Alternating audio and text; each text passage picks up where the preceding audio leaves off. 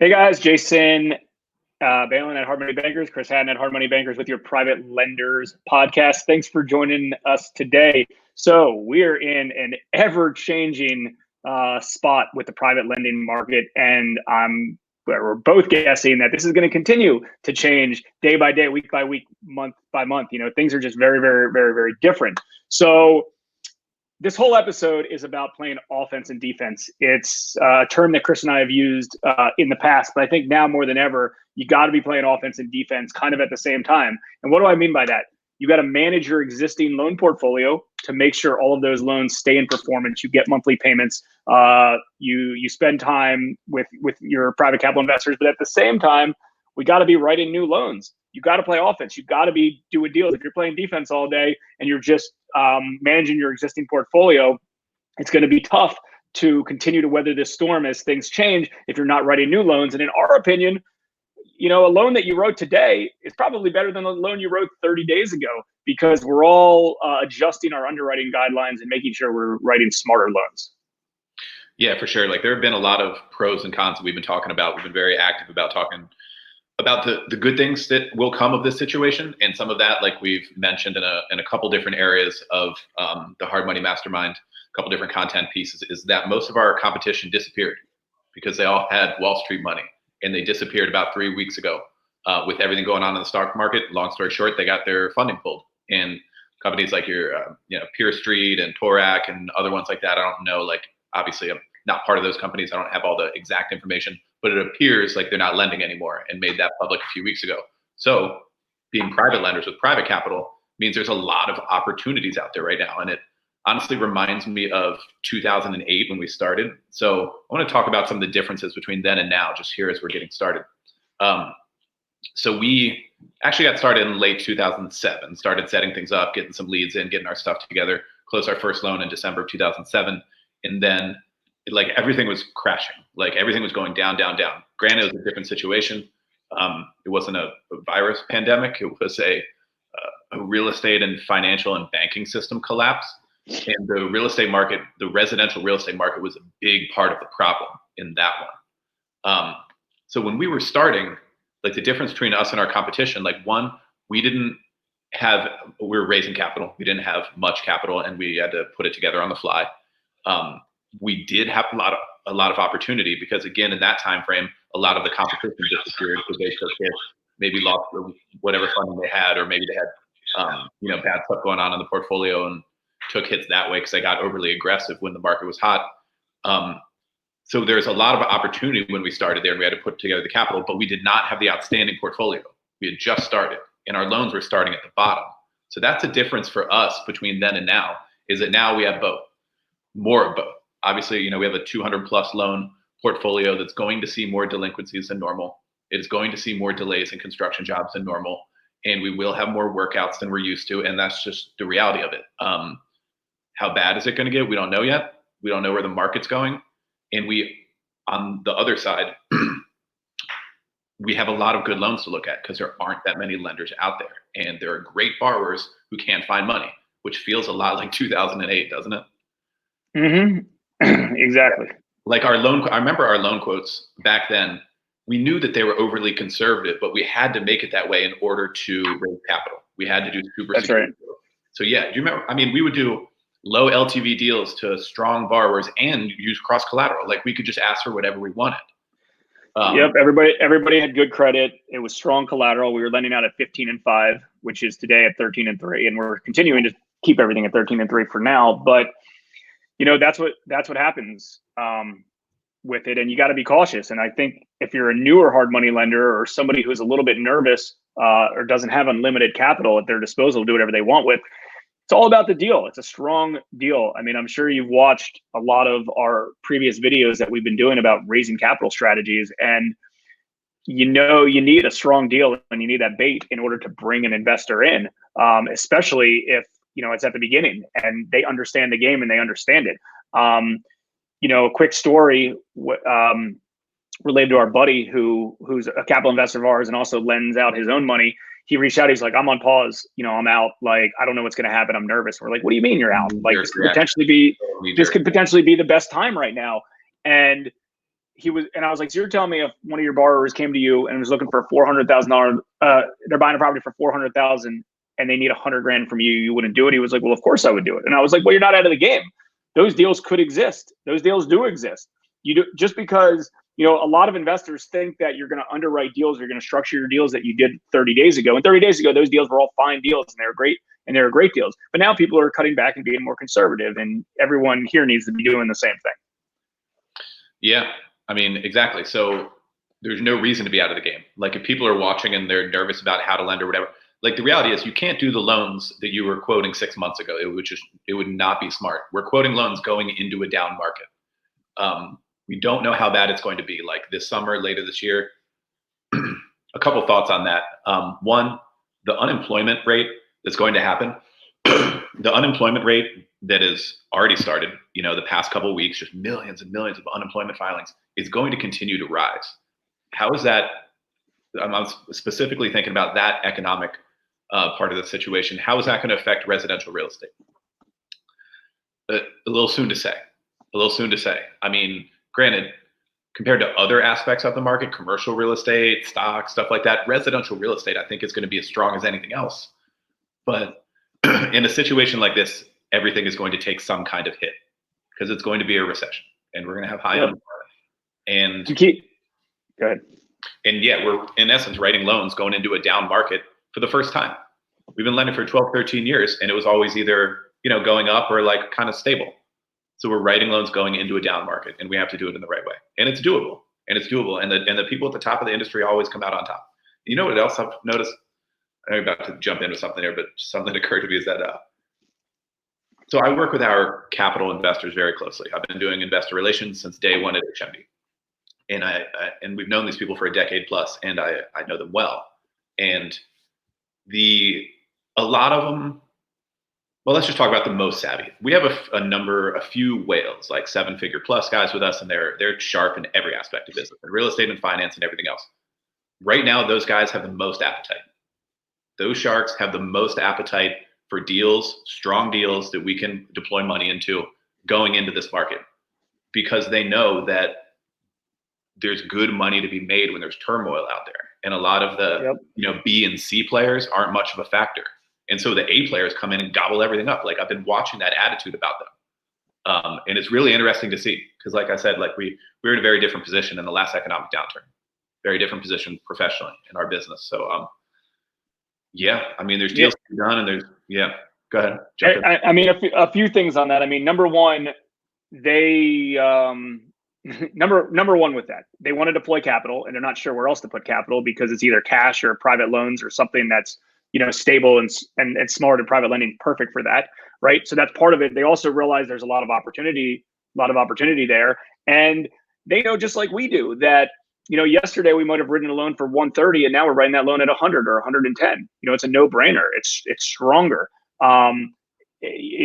Everyone's playing kind of offense on that stuff. When other people, other lenders, institutional lenders are out of the game and roll out, there's so much opportunity to do that if you have the right private capital. And, we talked about this earlier, like it might be a little bit harder to raise capital if you don't have existing relationships right now, but the best / only way to do that is make sure you have a home run opportunity. If you have a deal, let's say, a buyer buys it for $200,000 and they need a bridge loan for $100,000. They put up 100, you put 100. That's a strong deal, and they're smart and they know what they're doing. They have good character, and it's a good piece of collateral.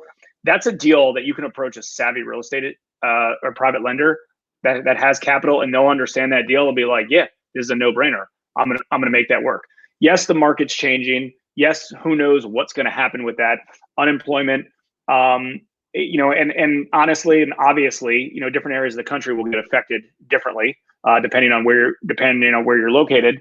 But at the same time, a lot of people don't realize that on the surface, it doesn't look like real estate's been affected as much yet, and it hasn't, because obviously there's not enough pain in the marketplace. April 1st was a big date for a lot of people. It was a big date for lenders collecting payments. It was a big date for landlords collecting rents. It was a big day for a lot of people to see where things were. And honestly, everything for the most part that everyone I've talked to has been okay. There hasn't been too many delinquencies on both of those ends.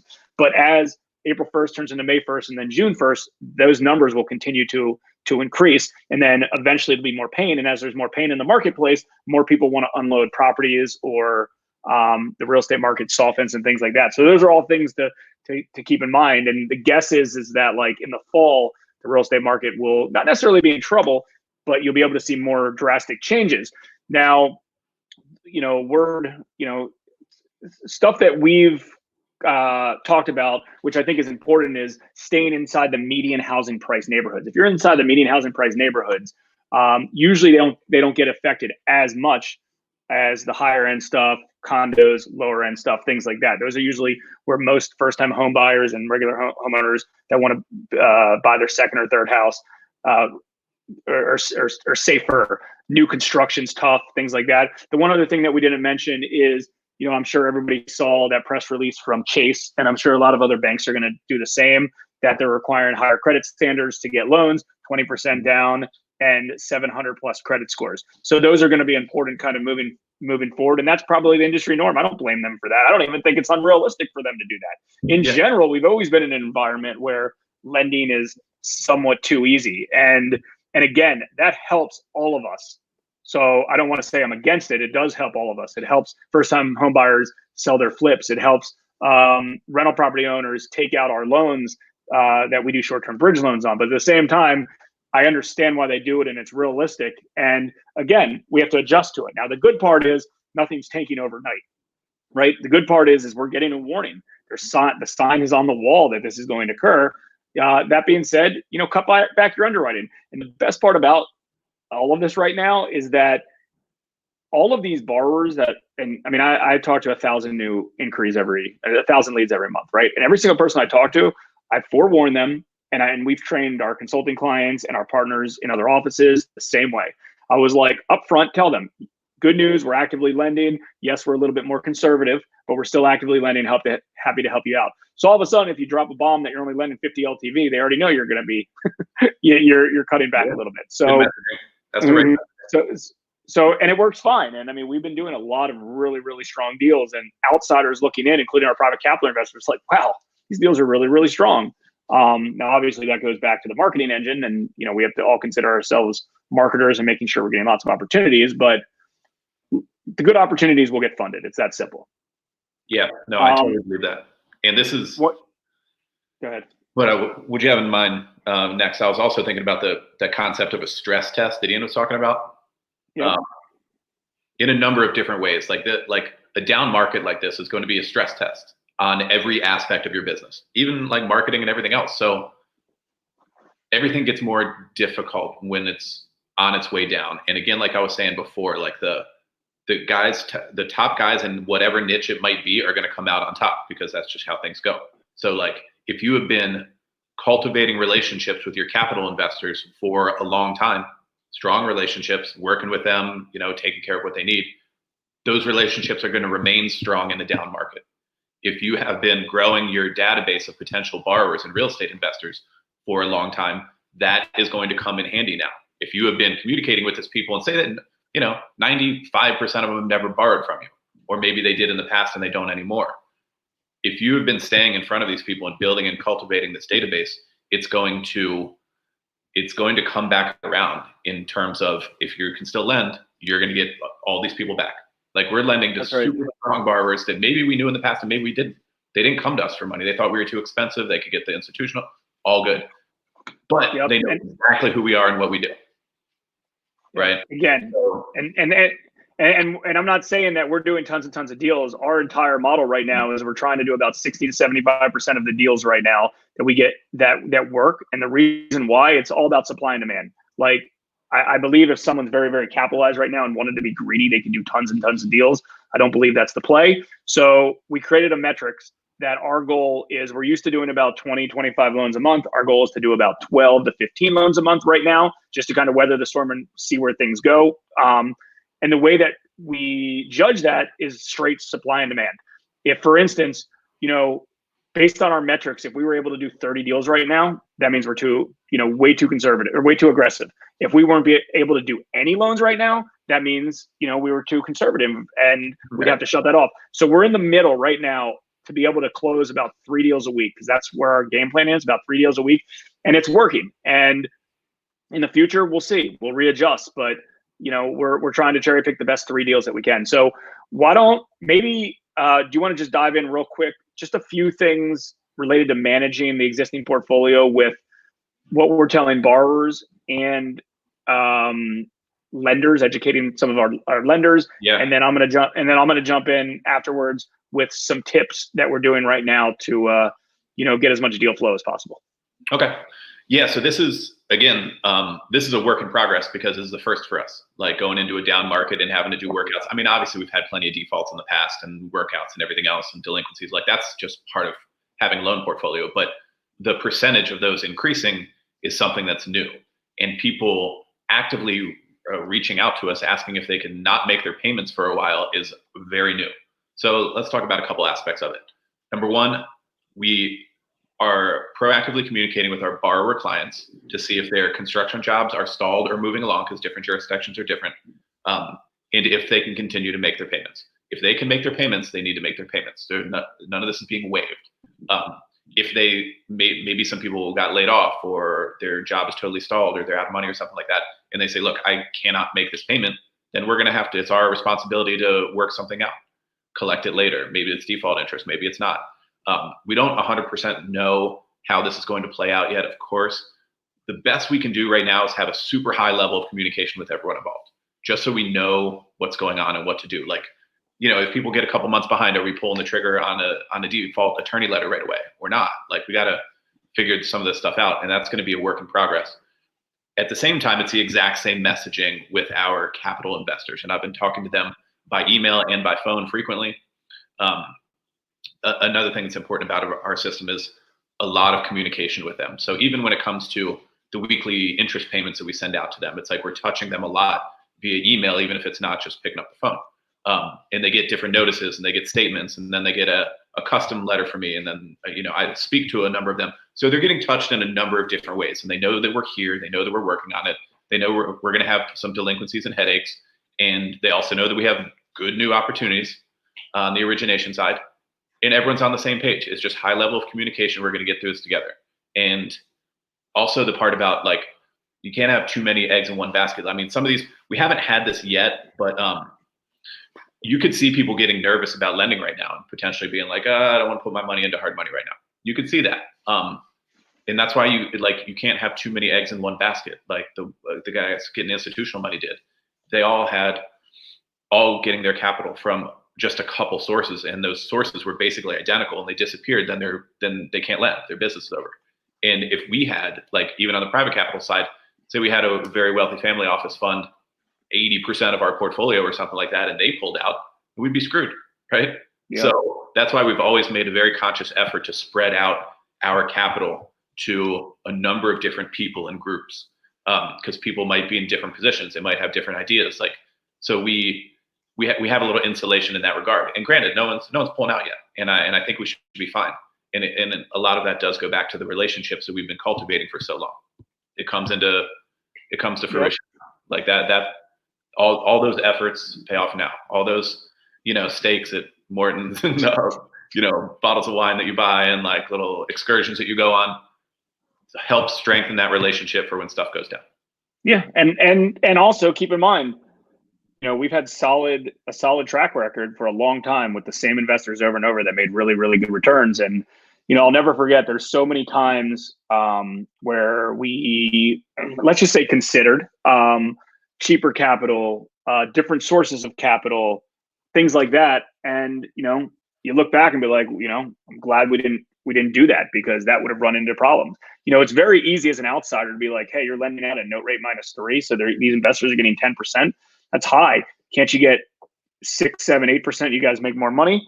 And it's, yeah, we could, but we also look at our capital sources as partners, and we have a relationship with them, and they're going to be in it during the good times and the bad times, and that's part of it. And you don't just take on any capital investor who's got capital that they want to give you. I mean, over the years, we've had to cut ties with some of our lenders because our goals weren't aligned with things. And if a lender is just looking for a high rate of return and, hey, just pay me, and I'll leave you alone, you leave me alone, that doesn't work. You're looking for somebody that you are literally partners with and at the hip with, and things potentially could go bad, that's when that partner really brings value, not when everything is good. So let's go through a few tips real quick of what we're doing kind of on the front lines. I mean, right now, you got to be on the front lines trying to get every opportunity that we can. I mean, we talk about it all the time, but if you're a company and you get 10 leads a month or 10 leads a week and you need to close one deal a week, your odds aren't very good. They're just not. A 10% conversion ratio is just not good. Everyone's going to pick the best deals that they can get based on the pool of opportunities that they have. And that's in any business or in any investment vehicle that you're investing in. Whatever the best deals are that you can get your hands on, you're going to do. So you need to obviously market and get in front of everybody you can to have the best of the best of the best of the best opportunities. That's the reason why we're doing loans at $150,000 and the borrowers are bringing $70,000, $80,000 to the table and have good credit. That's the reason why someone buys a property for $400,000 and needs a bridge loan from us for $150,000, and we'll do it. I'm not saying that other lenders aren't looking at those deals, but they're not looking at them in the volume that we are, and that's what it's about. The marketing machine. Chris interviewed a big real estate agent in Philadelphia about a year ago, and I'll never forget. He was like, "When the market goes down, this is when I go all in with spending money and marketing, staying in front of everybody because everyone else is out of the game. Our Google AdWords costs are going down. Our Facebook ad costs are going down. People aren't marketing for these types of deals and opportunities anymore. Our games are going up. We're upping budgets on places. But even if you don't want to spend money on some of the marketing, even though you probably should right now if it's not in the budget, most of the stuff we're doing are content-driven value adds like this and a lot of other podcasts that we're doing. We're teaming up with other local real estate investors and with a straight purpose of doing joint shows with them, because then we can get in front of their audiences and their audience and their audience and bringing other experts in. And all of a sudden we're trying to blanket ourselves all over the local community. So everything filters back to Hard Money Bankers. That's where it is. So whatever your lending operation is, it's all about deals, all about good deal flows. I mean, we learned that from day one. When we started Hard Money Bankers in 2007, we thought it was going to be easy because we knew all these brokers and real estate investors and real estate agents. And we thought, oh yeah, now we just need to go find capital.